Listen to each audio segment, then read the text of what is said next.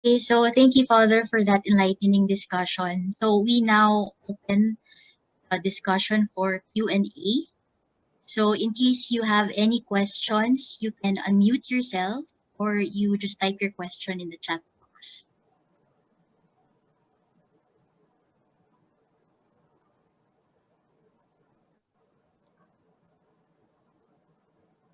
Questions? Okay, Dina. Dina has one question here. What are some ethical considerations of some COVID vaccines, which is fetuses in production? Okay, I cannot answer it comprehensively for now, but I know that the Vatican has already spoken regarding this issue. They, in Rome reports, that's what I follow, they have said that there are no, you would say, on the part of the consumer, ethical burdens if they don't have a choice in relation to COVID vaccines. I'm saying this first and foremost because I think most of those in this room are Filipinos, Filipinas. No? And so many of us, when the time comes, will not have a choice in relation to the vaccine. So the burden there, no, will not fall on us because we don't have a choice. Now, for those in the first world, clearly there are issues involved. Okay, the Holy See, the Vatican, is also saying, please don't use the fetuses, no, and please find ways so that nothing of these ethical issues are involved. No? And that's another thing, no, because when you say fetuses, they come from aborted babies, no, and so there's a scandal, etc., and there's a clear connection with promotion of such action.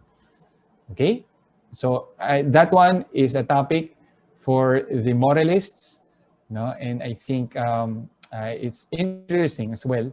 But for us who will be awaiting these vaccines, it should be a non-issue. Okay, Angela has asked, I'm a teacher. Please explain the good end does not justify the bad means. Okay, the good end does not justify the bad means, first and foremost, because there is such a thing as the moral object. Okay, so the moral object, as we explained earlier, makes us clearly see that intentions are not enough alone. And the consequences, likewise, with the after effect, is not the only motive of morality or the only basis of morality. No, God sees our hearts. We are judged by God, and the process by which we have decided has that concomitant responsibility that befalls on us. Okay, in every decision.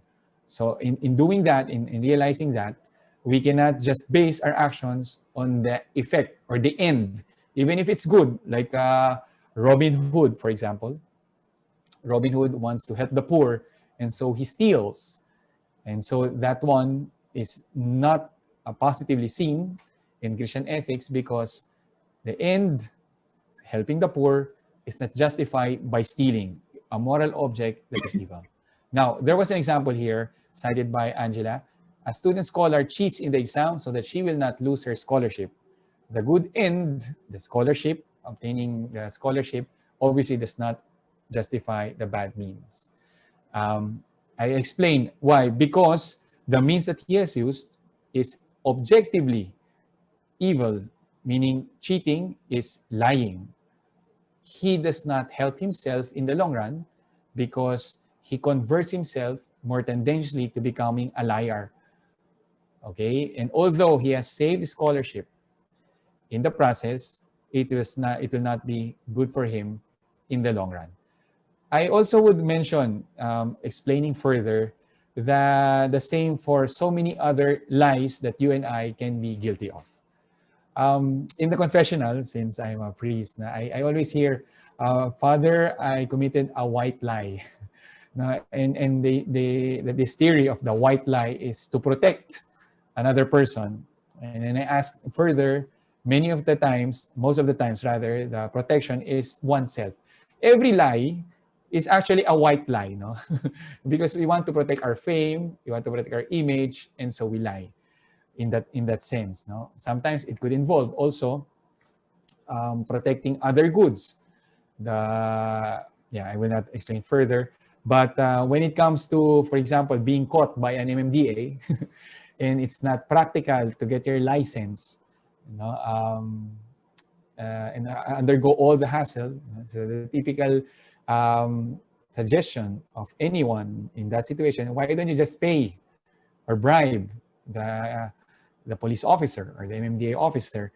No? So in the process, okay, you commit an injustice, a corruption. In the process, you commit a falsehood. You will lie to the system as well. Perhaps in the in the short run, it is good for you. No? It saves you time, no? But you don't help yourself. And at the same time, that act itself is answerable to God. The end, which is obtaining or saving time, does not justify bribing. Nothing will. Nothing will. Okay, are there other Father, just to clarify, because you yeah, gave three constitutive elements, right, of an act. yes. So, is it necessary for the three elements to be good for it to be qualified as a good act? Yes, yes. The moral object has to be good. Normally it is, except for those things like lying, like killing, like adultery. You know, these are have moral objects that are intrinsically evil. That's why we call them intrinsically evil acts. And then the second one is the intention. It has to be good, even if the act seems from the moral object good. If the intention is bad, okay, then the act is bad. For example, a person, earlier, the example of the scholarship, no, tries to study hard, no, to obtain a scholarship. However, later on, because this student is so good, he will have the habit of studying, and then it becomes a reason for pride.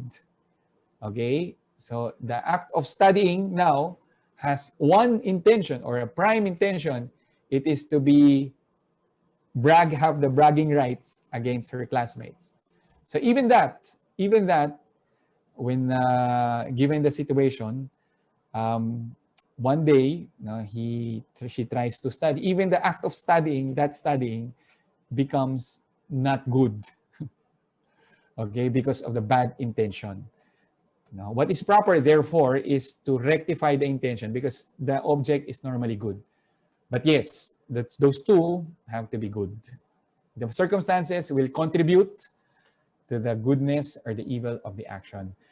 A person, for example, wants to steal or needs money, and so he steals from everybody. But the first person he saw was a beggar. So he steals from the beggar. I would say that's grave, no, because of the circumstance. No? So stealing is bad, but it is more evil, no, more grave, because he stole from somebody who doesn't have anything. Rachel, okay ba yan? Yes, Father. Thank you. Okay. We have another question, Father. Okay. Tracy Mendoza. Okay. Tracy Mendoza, if elected official supports abortion, can he receive Holy Communion? Okay. Okay. Previously, we have somehow addressed the question of Holy Communion, but I'll just repeat my position on this. Now, in our country, in our church, there's so much ignorance regarding things. People may not know doctrine, and they may not know also very basic things. Okay, basic things such as the evil of contraception, the evil of abortion, the evil of sometimes. Okay, and so when a person goes to communion, my position is, if I'm the pastor, I should know the circumstance of this person. Okay? Right there and then, if he lines up, I would not reject him so that there's no commotion in the line, but I would look for him and tell him about the doctrine of Holy Communion. I'm saying this because it is possible for many of us in this room that we are not in a position to tell him that he cannot receive communion. Okay?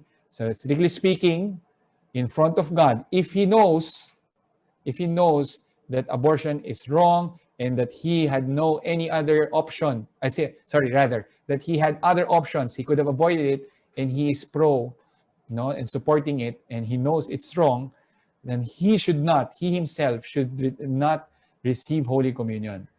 Okay, there's a twisted reasoning perhaps that he has regarding Holy Communion. He doesn't know. So the pastors will have to do steps so that he is enlightened. He may not know that the Holy Communion is so solemn, so special for us, so holy, so sacred.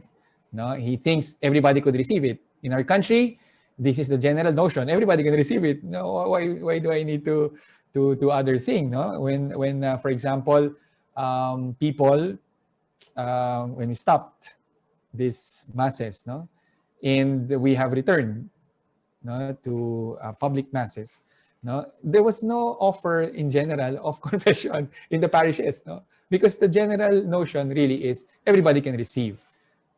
So perhaps many of us understand the sacredness of this.